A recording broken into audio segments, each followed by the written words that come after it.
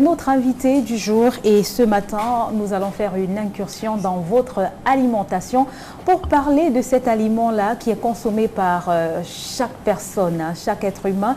Et peut-être vous en avez consommé ce matin. Il s'agit du pain qui est fabriqué localement. Ce que vous ne savez peut-être pas, eh bien, c'est qu'au Cameroun, l'Agence des normes et de la qualité a rappelé dans une circulaire datée du 19 septembre dernier que l'usage du bromate de potassium comme additif alimentaire dans la fabrication du pain eh bien, est interdit au Cameroun et ce depuis le 17 juin 2000. Mais l'on se rend compte que plusieurs boulangers véreux continuent tout de même à utiliser ce produit chimique dans la fabrication du pain et cela malgré les risques que cela comporte pour la santé des consommateurs. Et donc c'est le sujet de l'entretien que nous aurons ce matin avec notre invitée.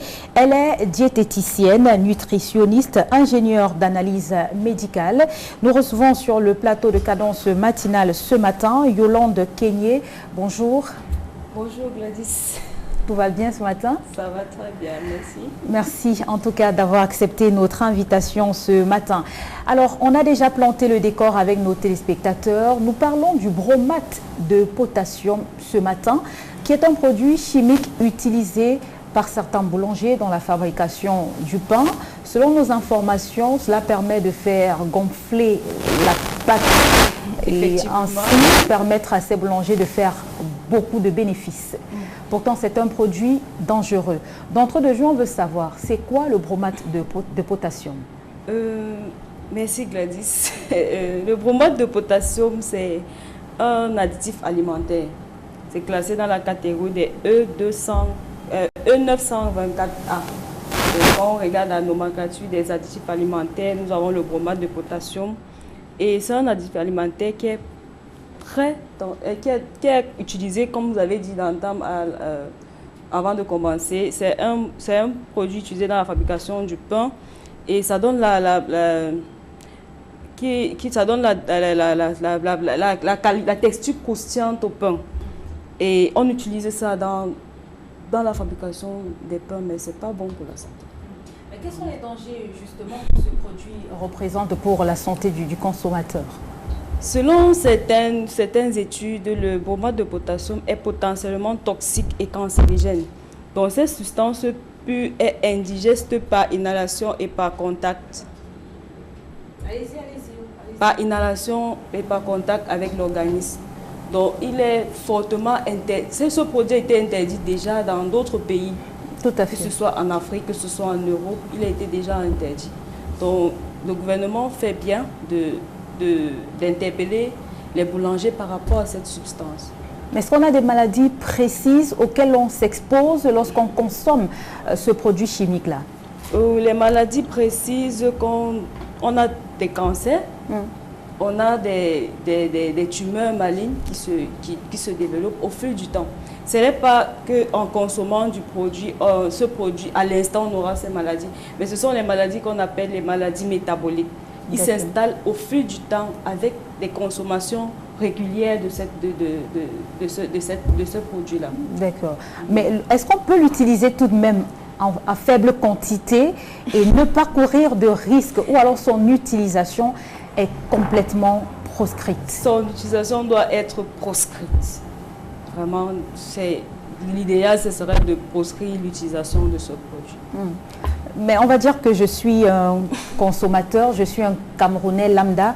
J'ai du pain, comme c'est le cas ce matin, j'ai du pain, voilà, du pain bien croustillant, du pain qui donne envie de manger là tout de suite.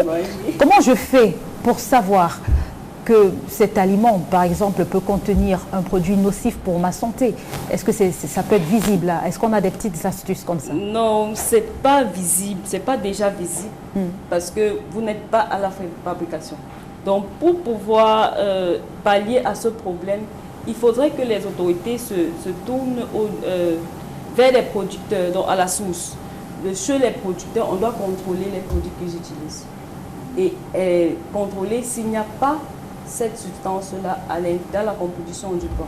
Ce n'est qu'à ce niveau qu'on pourra se rassurer qu'on produit du pain sans bromate de potassium. Et il y a de cela quelques semaines, quelques mois même, on parlait encore du formol qui est utilisé pour conserver certains aliments comme la viande, comme le poisson. Aujourd'hui, c'est le bromate de potassium. À côté de cela, il y a un autre produit chimique qui est aussi utilisé toujours par les boulangers. Il s'agit de l'iodate de potassium. Qu'est-ce que c'est? L'iodate de potassium, c'est toujours un additif chimique qui entre dans la composition du pain. Dans le pain, il y a deux additifs chimiques, l'iodate de potassium et le bromate de potassium. Ces deux produits sont très dangereux pour l'organisme, pour notre santé. Mais pourtant, on fabrique, on continue tout de même. On continue de fabriquer, mais c'est l'État qui doit prendre des mesures pour que la population ne puisse plus consommer ce produit. Donc, il doit prendre les mesures au niveau de la production. Et s'il y avait des conseils en tant que nutritionniste, par exemple, à donner au grand public ce matin concernant la consommation du pain, on va rester sur le pain, qui est quand même un aliment très prisé et consommé par plusieurs personnes à travers le monde. Ce que je dirais par rapport à la consommation du pain blanc, je précise le pain blanc, on ne devrait plus consommer le pain blanc. Parce que non seulement c'est pas bon pour notre santé, parce que c'est déjà de la farine ultra raffinée. Donc nous devons privilégier les produits locaux, les produits de chez nous. Le Cameroun a beaucoup de vertus. On dit que c'est l'Afrique en miniature, et c'est effectivement l'Afrique en miniature, même en termes d'alimentation. On peut s'alimenter sainement sans utiliser ce pain. On peut privilégier les farines locales. On a la farine de patate, la farine de manioc, la farine de banane douce. On peut utiliser ces farines pour fabriquer nos pains made in Cameroun. Ce sera l'idéal pour nous, pour être à l'abri de ces maladies-là. Parce que de plus en plus, c'est récurrent dans nos hôpitaux. On retrouve des personnes qui souffrent des maladies métaboliques liées à l'alimentation. Donc, plus on mange bien, mieux on sera en santé. Vous avez fait la différence tout à l'heure, vous avez insisté. Je parle bien du pain blanc, c'est ce que vous avez dit. Oui, je parle du pain blanc. Quelle est la différence? Nous, on consomme juste, mais on vous a ce matin. Du pain blanc, mais vous ne savez pas que le pain blanc, on utilise une farine ultra raffinée, déjà, qui n'est pas bon pour la santé. On utilise le saccharose, par exemple. C'est du sucre cristallisé. On utilise ça dans le pain, qui n'est pas déjà bon pour la santé, sans compter le gluten. Il y a beaucoup de personnes qui sont intolérantes au gluten. Tout ça, c'est dans le pain. Et on consomme ça à longueur de journée. Après, quand on est malade, on ne sait même pas d'où on a pris la maladie. Après, on va accuser les grands-pères. Vraiment, ils sont les grands-pères. Alimentons-nous bien et on va éviter de tomber malade. Combien de fois par semaine est-ce qu'on devrait consommer du pain ou pas du tout alors? Si je prends mon cas, moi je peux faire 6 mois sans consommer du pain. Mais vous convenez avec moi qu'on est en pleine rentrée scolaire. On est encore dans le mois de septembre, donc on va dire en pleine rentrée scolaire. Et donc les parents, le matin, c'est l'aliment le plus prisé pour les enfants. Oui, donc, je suis d'accord que c'est l'aliment le plus prisé, mais ils doivent avoir des alternatives. On ne doit pas donner le pain tous les jours aux enfants. On doit utiliser...